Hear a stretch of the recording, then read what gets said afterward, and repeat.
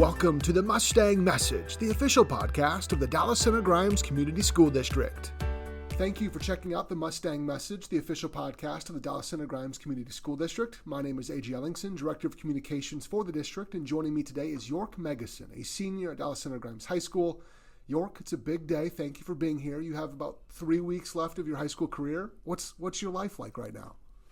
Man, at the same time, it's like crazy busy and also crazy not, because I'm in the school to work program. We're just wrapping up, but when I don't go to work on that day, I take my 1 or 2 classes and I'm home for the rest of the day. So in a way, there's a lot going on, but not a lot. And, I'm excited for what's to come. All right, so we mentioned the big news. A few months ago, you and I worked together on a video after you were named National Merit Semifinalist. Today, though, it's official. You have a new title, a National Merit Scholarship recipient. Huge accomplishment, a massive, massive accomplishment. What does it mean to you? Well, it really means a lot, and I think one of the big differences is for the National Merit Semifinalist, it was just purely based on a test score. And so for being an actual scholarship recipient, it means that they liked some of my other resume and my accomplishments, and so that recognition certainly means a lot and kind of validates a lot of stuff I did throughout my high school career. My personal journey to become a National Merit Finalist ended the moment I walked into high school for the first time. So let me take me through your journey. Like, what was it like? What were some of the steps, the significant milestones that got you to this point? Yeah, so I'd say really the first significant milestone was even ending up at DCG, because I don't know if you knew this, but I was part of Johnson School District when I was really little. But we actually never stepped foot in Johnson schools because Dallas Center Grimes is a really great optional kindergarten program. So we chose Grimes for that, and we just loved the culture, and that's where we ended up. I'd say probably the next significant milestone was my teacher in 5th grade, Miss McKell. Shout out Miss McKell. She was tired of me complaining about being bored in class all the time. So she said, you know what, I'm going to get this kid out of here. And she sent me up to the middle school to take some algebra classes. And so that kind of just set me off on a journey where I got to do some of the classes ahead of time, got to learn some interesting stuff, meet some cool people that were older. And it just kind of gave me an appreciation for, academic excellence and just trying to stay on top of things. And so I think that having that prior experience helped get me a leg up when it was time to take some of these tests. So let's start talking about what's next, because the scholarship is a huge help to your next journey in life. Where are you headed in a couple of months? In August, I'll be heading up to University of Notre Dame. I am going to Mendoza College of Business. Right now, I'm a finance major, but that's all up in the air. Not 100% sure what I want to do. So in the big picture, what's the goal for your professional life? That's what I'm figuring out. Okay. But you got time. Right. My general goal is just try to be in a position where I can have an impact on the world and help people, while at the same time keeping my financials and family pretty secure. So if you go in it with that attitude, you'll be in a good spot. All right, let's talk DCG, right? I want to know the toughest class you took, and then if it kind of bleeds into the toughest assignment or test or project that you kind of look back on as, man, I'm glad I did it. What would that be? Yeah, there's a couple. Probably the one that comes to mind the most was AP Calc. Not BC, but AB. Might be surprising to some people. I think AB was a bit harder just because it's the first time you're learning everything. And I took it when I was a freshman, which might not have been the best idea. But Miss Poole helped me get through it. And I think every single test, but specifically the related rates, if anyone in calculus would remember that, the related rates were really tough, and just getting your head around it conceptually was super difficult, because that's usually the way I learn things. We've talked a lot about the academics, and I think you'll be you should take as much pride in that as you did the extracurricular work that you've done and the ways you've been involved.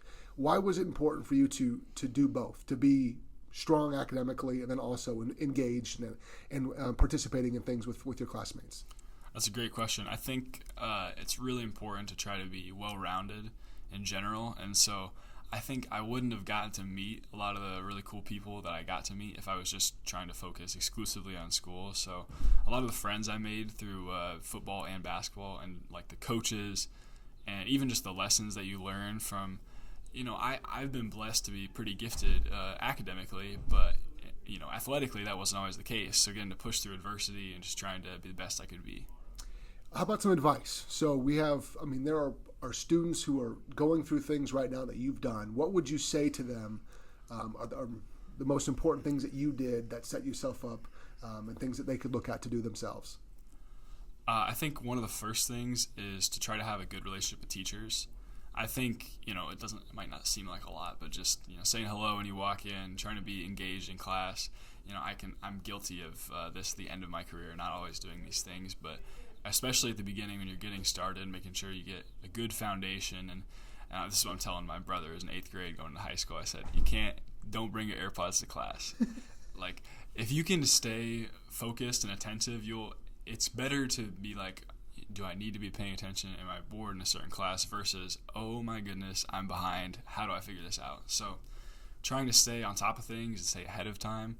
I could be a procrastinator at times in some of my classes, and that was never fun. So trying not to do that is ideal. So here, let's do the calendar here, right? So today is May 10th, Scholarship Announcement Day. Then we have the 19th, 9 days from now is your last day of high school. And then a week from following that is graduation. So I'm going to ask for you to speak on behalf of the entire class of people who are doing it right now. How will the 2023 Dallas Center Grimes Mustangs be remembered?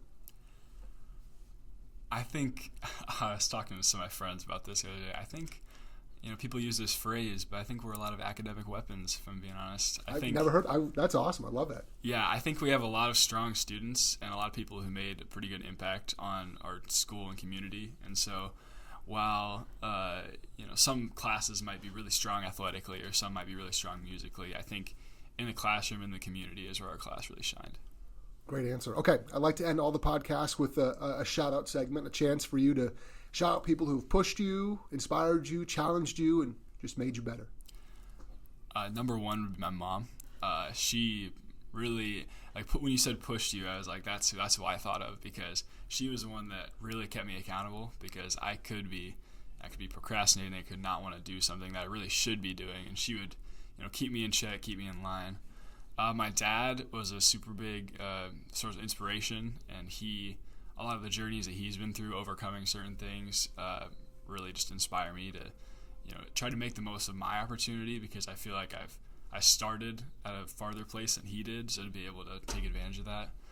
And then I guess really just all my teachers and coaches got to contribute a lot, and I learned something different and individual from every single one of them. Appreciate you being here. Let's just say it one more time. York Meggison, National Merit Scholarship recipient. How's it feel? It feels pretty good. Thank you. Appreciate you. Have a great rest of the time here at DCG. Thanks for all you've done. We appreciate everybody at home checking out the Mustang Message. We'll be back with a new episode in just a few weeks. Thanks for listening to the Mustang Message, a podcast powered by the Dallas Center Grimes Community School District.